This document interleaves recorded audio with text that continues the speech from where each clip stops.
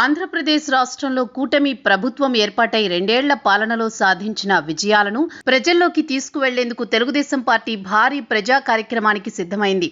TDP జాతీయ working president మంత్రి నారా లోకేష్ మంగళగిరిలోని పార్టీ కేంద్ర కార్యాలయం నుంచి టెలికాన్ఫరెన్స్ ద్వారా ఎమ్మెల్యేలు, ఎంపీలు, రాష్ట్ర జాతీయ కార్యవర్గ సభ్యులతో సమీక్షా సమావేశం నిర్వహించారు.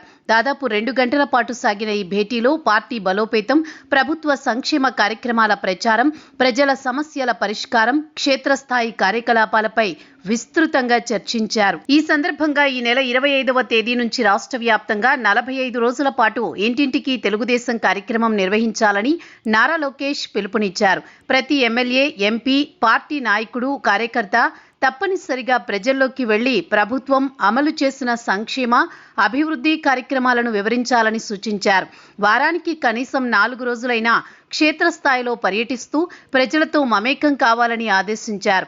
ఇంటింటికి వెళ్లి ప్రజల అభిప్రాయాలు తెలుసుకోవడం, సమస్యలు నమోదు చేయడం, స్థానిక అవసరాలను గుర్తించడం ఈ కార్యక్రమం ప్రధాన లక్ష్యమని పేర్కొన్నారు.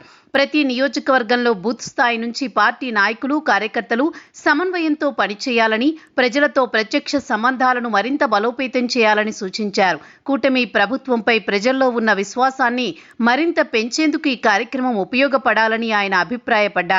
సమావేశంలో పలువురు ఎమ్మెల్యేలు తమ నియోజకవర్గాల్లో ఎదురవుతున్న సమస్యలను నారా లోకేష్ దృష్టికి తీసుకొచ్చారు. ముఖ్యంగా కొత్త పెన్షన్ల కోసం అర్హులైన లబ్ధిదారులు పెద్ద ఎత్తున విజ్ఞప్తులు చేస్తున్నారని, గ్రామాల్లో చిన్న చిన్న అభివృద్ధి పనుల కోసం ప్రజలు నిధులు కోరుతున్నారని వివరించారు. స్థానిక అవసరాల కోసం ప్రత్యేకంగా కొంత నిధులు కేటాయించాలని ఎమ్మెల్యేలు అభ్యర్థించారు.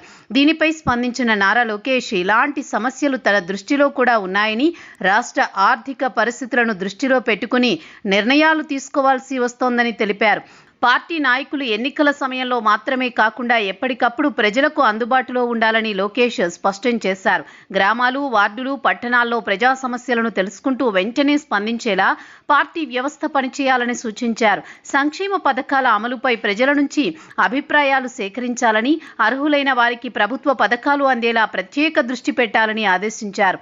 బూత్ కమిటీలు, గ్రామ కమిటీలు, మండల స్థాయి నాయకత్వం మరింత చురుకుగా పనిచేయాలని, యువతను, మహిళలను పార్టీ కార్యక్రమాల్లో భాగస్వామ్యం చేయాలని లోకేష్ సూచించారు. ప్రతి నియోజకవర్గంలో ప్రజా సమస్యలపై నివేదికలు సిద్ధం చేసి పార్టీ కేంద్ర కార్యాలయానికి పంపాలని ఆదేశించారు.